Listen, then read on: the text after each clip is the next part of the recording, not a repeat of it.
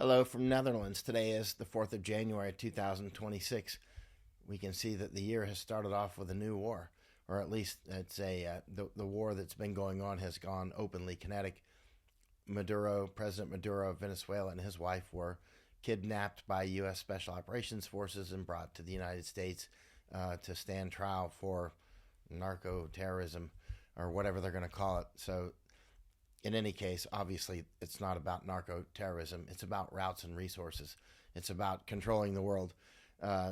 What we're seeing in Venezuela is directly related to what we see in Taiwan and Okinawa and Somaliland and Israel and Gaza. It's all Ukraine. It's directly related to all these windmills that we see all over the place here in Netherlands and Germany and across Texas, and it's all part of the same war. There are different oligarchical systems that are fighting for control of the world, the routes and resources, and that's why I spend so much time in Panama and places like Netherlands, where we are now in Netherlands. Speaking of which, we were able to buy some raw milk in Netherlands yesterday. You can get it basically straight from the cow right to the bottle here still, but they're trying to knock that out here too. Control of the food supply, control of the various minerals that are needed, whether in metals such as silver. These are all lithium. These things are all being fought over, have been fought over for a long time, and there's no end in sight. So that's what we see going on. What's happening with Venezuela has absolutely zero to do with how he treats his people, or threats to attack Iran has zero to do with any crackdown on protesters or anything like that. It's all about routes and resources. It's all about ruling the world. Keep your eye on Margarita Island in Venezuela. I've mentioned this many times over the last few years, but Margarita Island, I see an information campaign going on there saying that Hezbollah are there, and that anyway, Margarita Island, if you look at it on a map, you'll see why, and if you understand where some of the resources are, you're going to see why the Zionists want to take Margarita Island.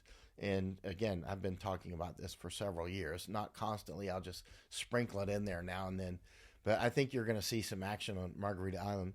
Speaking of action and action times, this was another attack that happened around the full moon. You've seen me say many times over the years, always watch the moon. If you look at one of my dispatches from Afghanistan called "When the Moon Sets, Watch Out," that's quite interesting. I explain some of the moon phase reasons, that some of the big fighting happens around full moon or new moon, or exactly, when the moon sets and that sort of thing. So this was a full moon, or right around the full moon during the attack. It was called the Wolf Moon.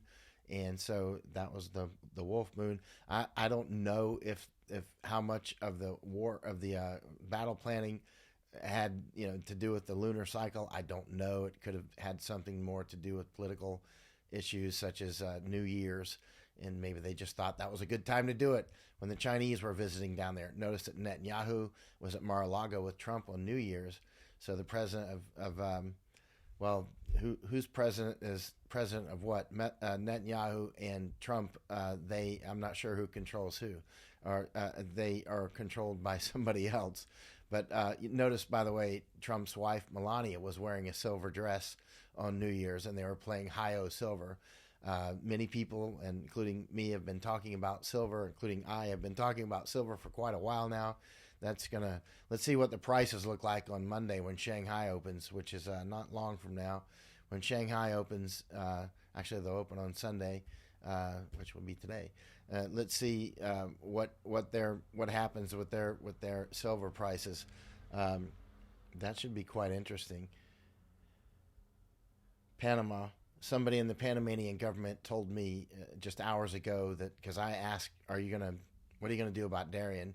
Are the Venezuelans going to come pouring through Venezuela? It looks like the Panamanian government is not going to let them through. Of course, the United States, if we're using any sense at all, would not want to let anybody flow through the Darien Gap. Keep in mind, a lot of Iranians, by the way, speak Spanish fluently. There's actually a lot that live in Panama and Guatemala. They live all over the place, just like many groups do. But Iranians could fly to Venezuela. I've published this many times, and get Venezuelan passports on arrival, and go right through the Darien Gap as if they're Venezuelans, and they look very similar. Many of the Iranians look very similar to Venezuelans because they're both blended groups anyway. They don't have a distinct look. In any case, as you know, Venezuela has very close relations with Iran, with Cuba, with China, with Russia, and with others. And Venezuela is quite rich. Venezuela is not an easy target if they want to fight back. They're highly nationalistic. They do have a lot of courage. And they're very smart. They're very capable. They have structures all over the world, just like China, Russia, and Cuba, actually, to some extent, lesser extent, Cuba. They have structures around the world. These meta structures are real, and again, the Venezuelans are very, very wealthy. They have a lot of money in places like Panama and all over the world, and it's not like we're not going against a small tribe out in the Dashtit Margo in Afghanistan, right? We're going against I say we. It's the Zionists mostly versus the big players are versus China and Russia. But you see in Panama, for instance, Russia has a huge embassy, and Chinese are slowly filling up the bathtub with demographics, and many actually Israelis are moving to Panama as well. And you see similar situations down in Argentina. I talked with somebody today in Argentina. The Argentina government, I think, is also not going to allow Venezuelans to come in. Let's see. That was from somebody in the Venezuelan government. So I don't know. Let's see if Venezuelans start to flow out and in, because these things can happen. You can have some flowing back in. They think happy times, and also the United States and Israel will want some Venezuelans flowing back in because it's a great photo moment with people cheering on airplanes and that sort of thing. It'll make it look like, hey, everything's good, pour it on. We saw what happened in Iraq with that as an example. They'll welcome us with flowers in the streets type thing. It didn't exactly happen. It ended up being a long war and extremely costly in many ways. And it's still, Iraq ended up more or less destroyed and a haven for more trouble.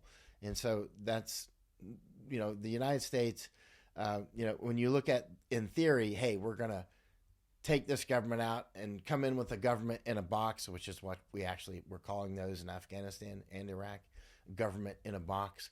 You just show up you knock some mayor over or whatever, and you bring in new city council and and anyway, so this government in a box thing, it happens on many scales and now on a national scale. But we're talking about in a country, Venezuela, who's very tightly associated with China. A lot of that energy, that oil is flowing to China from Venezuela, right? A lot of the resources, Russia and China and Iran, they're all swapping resources. They're all buddies, right? As is Cuba. So it's not, again, this is not a simple matter of coming in with a government in a box and everything's going to be fine. That's how it works in simple world. But in the real world, it's very complex, and it doesn't end at Venezuela. The fight will also unfold in Canada and the United States, of course, and across the Caribbean, in Panama, of course. Many components to this. Taiwan is directly related, not indirectly. Ukraine, these are all directly related. These aren't separate conflicts. It is all the same thing. These windmills around here in Netherlands, and cutting down Groningen gas field and cutting off Nord Stream from Russia to Germany. It's all the same fight. There's nothing separate about this at all. The death jabs that have been jabbed into huge numbers of Americans and Europeans and Panamanians and others, it's all part of the same war. It's the same thing. Weather modification, same thing. It's all part of a huge war that's unfolding, many moving parts, and it's going to be an interesting 2026.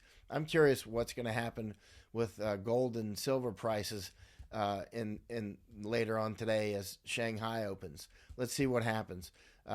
Again, this is about routes and resources and ideology. For some people on a fundamental level, on others they just use the ideology.